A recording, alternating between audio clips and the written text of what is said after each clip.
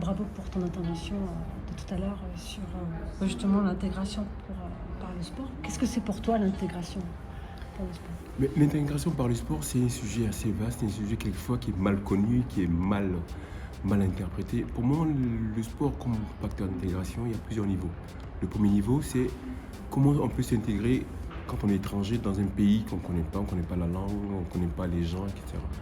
Et le sport, ça peut être une sortie pour justement connaître des personnes, rencontrer des personnes. Donc pour moi, le premier lieu d'intégration, le premier sens d'intégration, c'est rencontrer l'autre. Donc cette dimension d'altérité, cette dimension de partage, d'échange. Le second niveau d'intégration, c'est l'intégration, je dirais, un peu plus politique. C'est-à-dire comment le sport peut être un lieu ou un terrain de réussite sociale, d'ascension sociale. Face à certaines difficultés, notamment des gens des milieux populaires, le sport, on peut, j'insiste beaucoup, si on peut être un espace des champs des possibles, un espace où l'ascension sociale, par le sens démocratique du sport. Le sport, si tu es bon, tu peux réussir.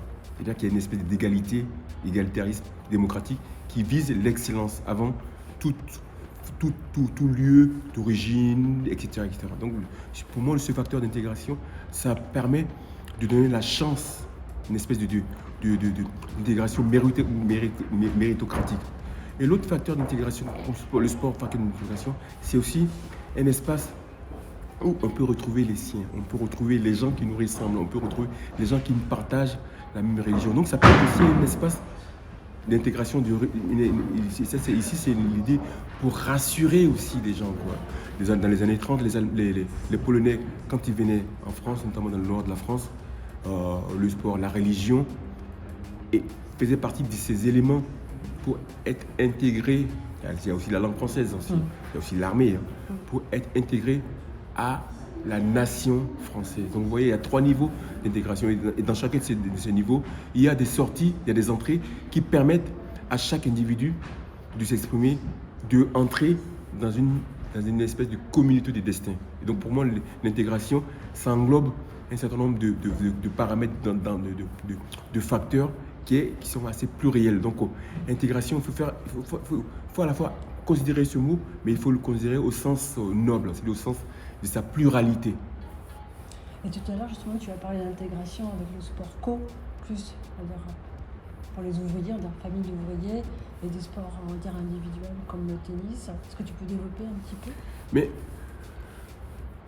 dans l'histoire du sport, dans l'histoire des pratiques sportives, il y a eu des sports qui ont eu qui ont eu une histoire liée à certaines catégories sociales. On sait que, par exemple, pour des raisons économiques, pour des raisons aussi de distinction sociale, pour des raisons aussi de distanciation sociale, il y a des sports dits bourgeois, notamment les sports tels que le tennis, tels que le golf, tels que l'aviron, ont été conquis par des milieux aisés. En revanche, des sports tels que le football, le rugby à 13 et la boxe, ce sont des sports où des gens des milieux ouvriers, des milieux populaires ont rencontré des espaces où ils pouvaient s'exprimer, où ils pouvaient sortir de leur destin. Ils pouvaient changer leur destin. Et effectivement, dans ce cas-là, cette intégration dans ce cas peut être une intégration de réussite sociale. D'accord. Après, je pense à autre chose. Là. Tout à l'heure, quand tu as dit que Eric Cantona était arrivé au moment où le football changeait, c'était comment avant, du coup?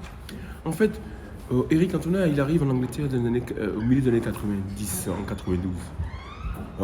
Et qu'est-ce qui se passe en 92? En 92, face au déclin symbolique du football anglais, les Anglais ont fait quelque chose qui est révolutionnaire. Ils ont complètement transformé le football de façon institutionnelle. L'une des premières choses qu'ils ont fait, c'est d'abord au niveau du public. C'est-à-dire qu'ils ont fait une politique d'embourgeoisement du public. Ça veut dire que les publics des classes ouvrières ont malheureusement été écartés. Donc, c'est-à-dire que les stades ont changé. C'est des stades où il n'y avait pas de place pour être debout. Donc, progressivement, il y a une espèce de purification, on va dire, hein, des stades pour éloigner les supporters des stades. Deuxième chose qu'ils ont fait, c'est l'ouverture, une espèce d'ouverture du football anglais aux étrangers. Et Eric Cantona, ce qu'il a fait, et puis surtout ce qu'il a permis, de charger par sa réussite, hein, ça je précise bien. Hein. En fait, une réussite peut changer beaucoup de choses. Si l'échec ne change jamais rien. Où il a changé les choses, Eric Cantona, c'est qu'il a permis à un club qui s'appelle Manchester United d'obtenir le titre qu'ils attendaient depuis 26 ans. Donc c'est le premier aspect important, l'aspect sportif. La deuxième chose qu'il a changé, Eric Cantona a transformé un club, le club de Manchester United, qui était un club historique, un club qui a été beaucoup apprécié, mais c'était un club de losers. Il a permis à ce club d'être un club de vainqueurs. Il a permis aussi à ce club de rivaliser avec la meilleure équipe de l'époque, c'était Liverpool. Et l'arrivée d'Eric Cantona a complètement changé la donne. Manchester United est devenu un grand club. Troisième chose qu'il a changé, le regard que les Anglais portaient sur les joueurs étrangers, notamment les Français. Et la réussite d'Eric Cantona a complètement transformé le regard, les représentations que les footballeurs étrangers avaient, ou plutôt que les Anglais avaient des footballeurs étrangers. Et aussi, Arsène Wenger aussi, comme entraîneur. Ensuite, effectivement. Et dernier aspect, c'est aussi de donner au football, par sa personnalité, il a permis à donner au football d'autres facettes, notamment les cultures. C'est-à-dire que grâce à Eric, il n'a pas été tout seul. On a compris, hein, ce lien très très fort entre la pop culture, la culture populaire, et le football. Et aussi en d'autres dimensions, hein, la culture, la littérature, la peinture, etc. Donc voilà, la révolution Cantona en Angleterre, c'était une révolution culturelle.